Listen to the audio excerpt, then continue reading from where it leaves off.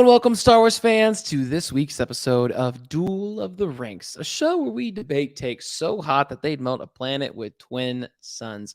My name is Brody, and I'm joined by my co-host Amanda as we attempt to discover what story is truly the best from a galaxy far, far away. On this week's episode, we're going to be discussing ranks and hot takes from the Clone Wars Season 1, Episode 15, Trespass. By the end of this episode, we'll have a definitive answer on where this piece of Star Wars content ranks amongst the rest. Amanda, last week we were told our studio, it looked like we were in a Pepto-Bismol studio.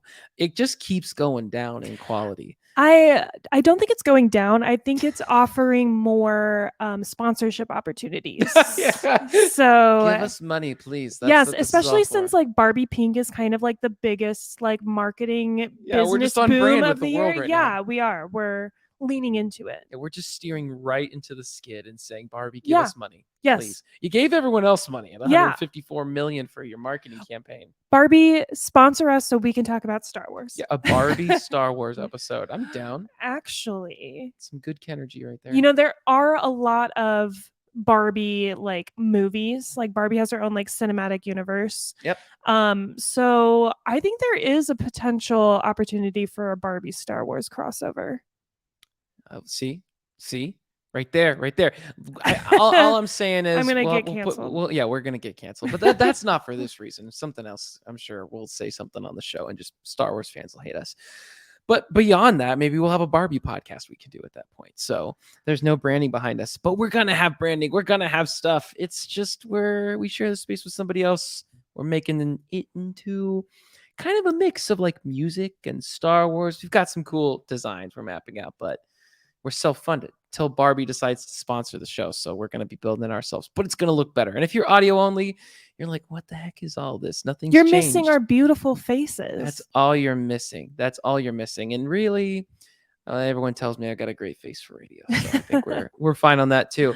Looking at the comments here, KG, it's been great to have you here with us right now. It's great to have you here every week, except this week you watched the wrong episode. But yeah, at least watch Clone Wars. That's something. She wasn't watching it. I would say that shows the power of the Duel of the Ranks influence.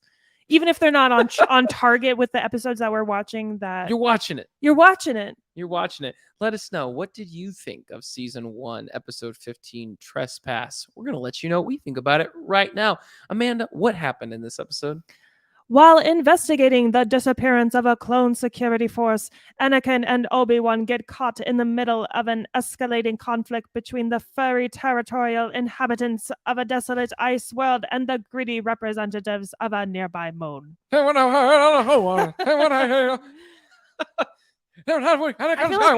feel like I have to read it like that. You have to. For all Clone Wars episodes, you just have to take on the transatlantic, like... Yes. Yeah. 1945, see? And you'll never work in this town again.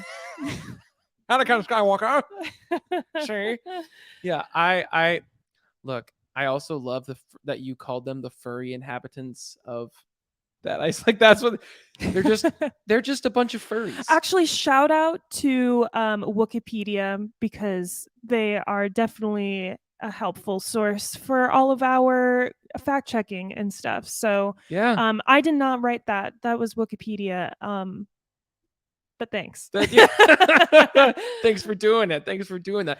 All right, so they're the one that labeled them as just furries. So let's get into it. Okay. My first impression of this episode is we're on this planet called Orto Plutonia. First of all, that's like the coolest planet name that I've heard of so far. Orto Plutonia. Like I would name my child Orto Plutonia, like how elevated and sophisticated it sounds, and that like my child would end up ruling the galaxy with a name like that.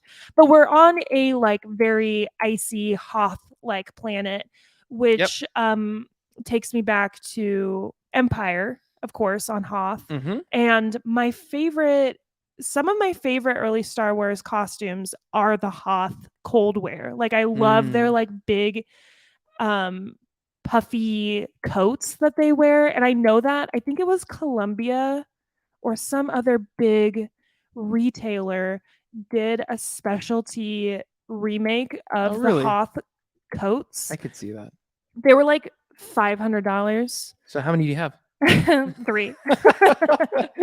No, I don't have any Thanks, of Barbie, them. for that endorsement. But it immediately, like, I don't know what it is about that, but I just love the winter coat look of Hoth. And so you get Obi-Wan and Anakin investigating where these this clone troop kind of disappeared on this planet, and Senator Chuchi and Chairman Cho, they are from the nearby moon, and Chairman Cho is claiming that the Republic does not belong on this planet because this is their property. There is no sentient life on here, so we just assume it. And the story sort of is very akin to like an old Western where you have like someone trying to assert like dominance over this land, and then you find out that there is actually a sentient species that already occupies it and calls it home. And yeah, they're a much simpler life form, so they don't have like the same like advanced technology and communication skills, but the chairman, he just kind of assumes that gives him the right to just like blow past them and blow them up, and own the planet. And he said the people. Yeah. Because they're like uncivil. I mean, like he was just like in your face. Like what racist. Get more than just like racist. Like that. Like the only comparison I think of is just like when people like I think it's supposed to be, but yeah, coming to the United States back in the 1600s, it's like it's ours now. Yeah. So we have bye. guns. Like bye everyone else. Yeah, here's smallpox. Yeah, good luck everybody else. It's ours now. Yeah, it's very much that kind of Pocahontas. Yes. Avatar. Dances with Wolves. Yeah. We've seen it a few times. A few. Book of Boba Fett. Yeah. To rattle them off. Yeah. But in the process of it, Chairman Cho gets killed.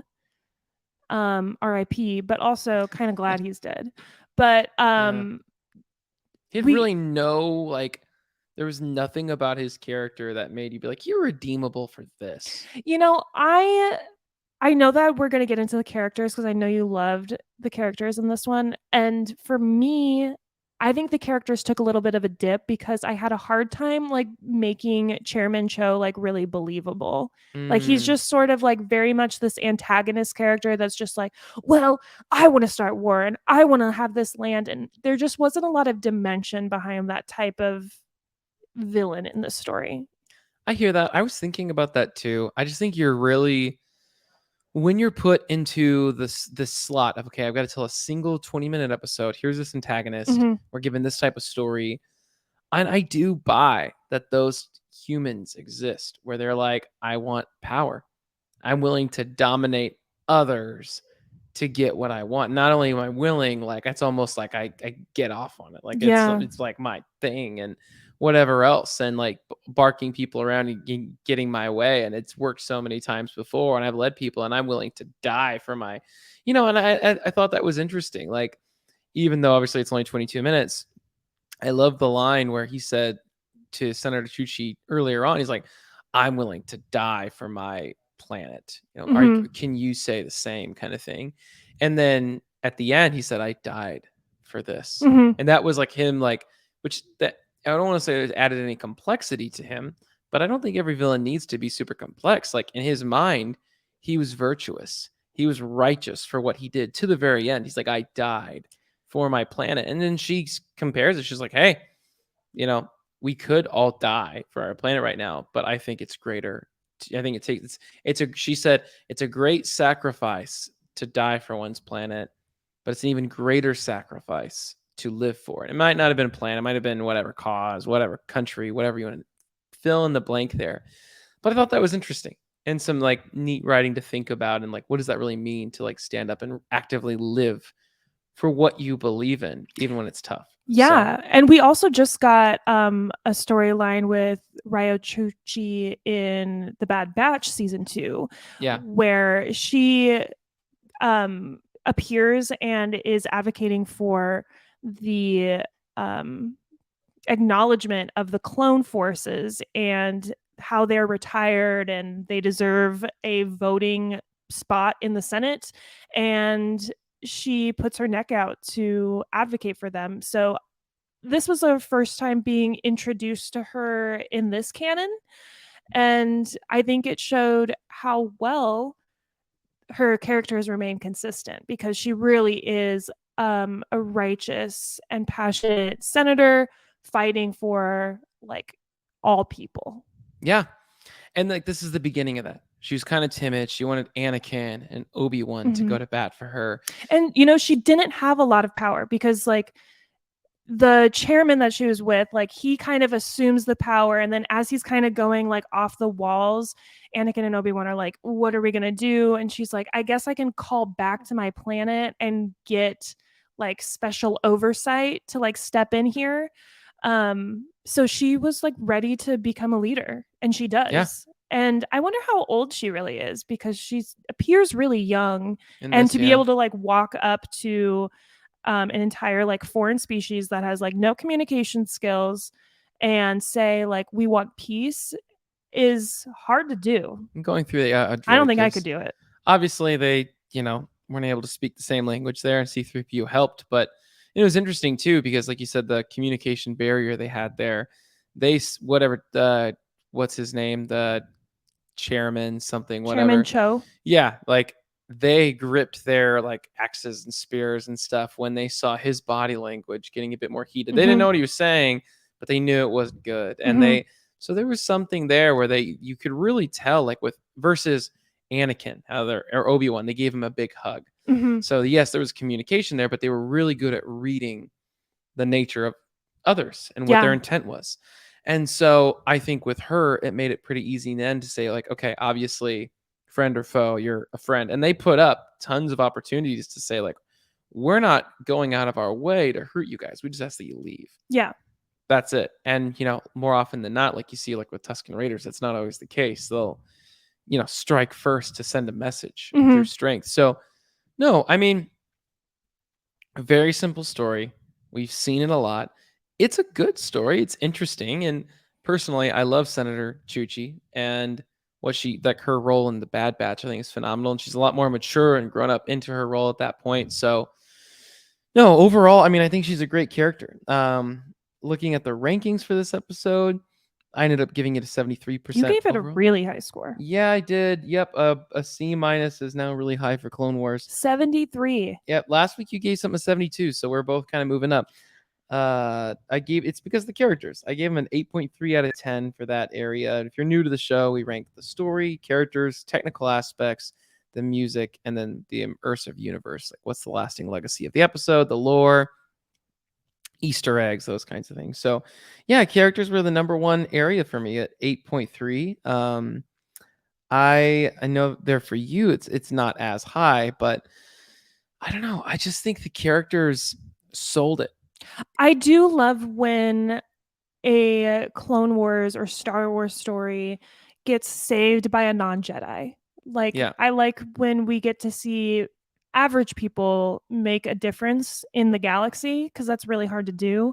So I liked that this story centered Senator Chuchi, and also not even like they could have very easily just thrown Padme in there if they wanted to have like the Senate representation. But I like that in this first season we've gotten a lot of newer characters, and they're really trying to take time to introduce us to other important characters. 100%. Yeah. No, I mean, overall, and I mean, you have Rex in this episode, so it's fun to always have him in some capacity. I did note how he went way more out of his way to protect the chairman over, his own brothers and everything. Not that I'm saying he's wrong for that. I just really noted, like, I thought the technical aspects, as far as like I don't even know if you can call it choreography since it's all digital, but the combat scenes were a lot more engaging. I think the first time in the Clone Wars where I'm like, these chase scenes are exciting. Like people are dying left and right now. And like, you don't really know who's going to make it out. Even like I said, the chairman didn't walk away. Only Rex pretty much out of everybody in the few hobbled up folks outside of him made it out of there A-okay. So I thought that was really interesting.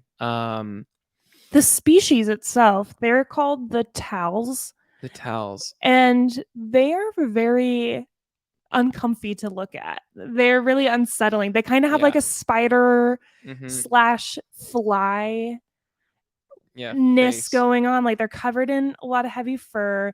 They have 4 eyes, which on Wikipedia I discovered that they have 4 eyes, 2 for seeing in the daylight and 2 for seeing at night. That's cool.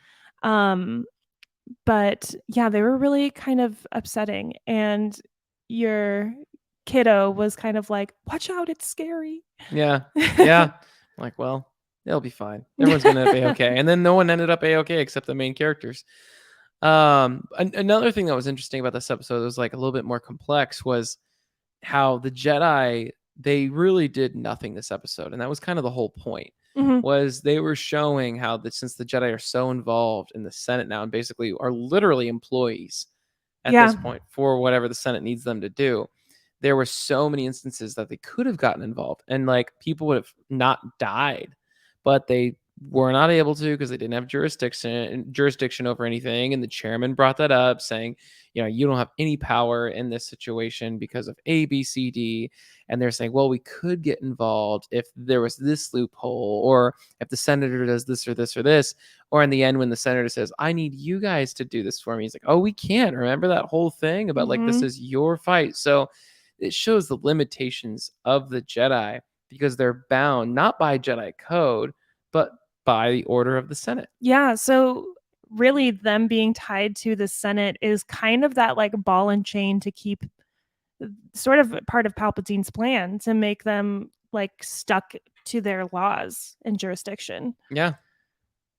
Which, I mean, yeah, obviously it's great. Like if you can like pay, if you could see that for what it is and like understand, like, yeah, that's the Jedi are 100% just pawns in this whole thing.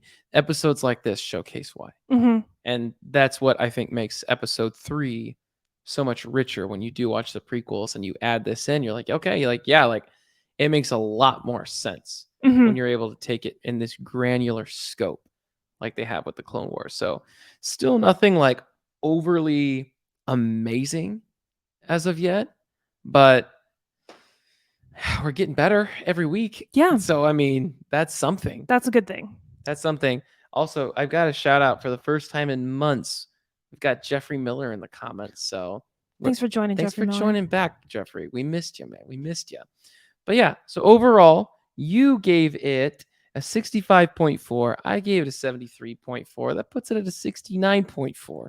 And like you were saying, this episode is just a singular episode, not like part of an arc, which is why we're only reviewing this one today. And that also like is impressive that they're able to tell that type of story in just like one section. And to be fair, I think if they would have broken the story into 2 or 3 arcs, I think we would have both been more annoyed that it's like, oh, okay, we have the same Dances with Wolves story like Yeah, over and over exactly. again. Yeah. Like, okay, you can throw one in like once a season. Once a season. Yeah. Not this time, though. Not this time. You're not going to get a great score from me if you ever use it in Star Wars. Sorry. Sorry, Star Wars. But it was fine. It was fine. Not fantastic. It was fine. But I enjoyed it. Yeah. But with that,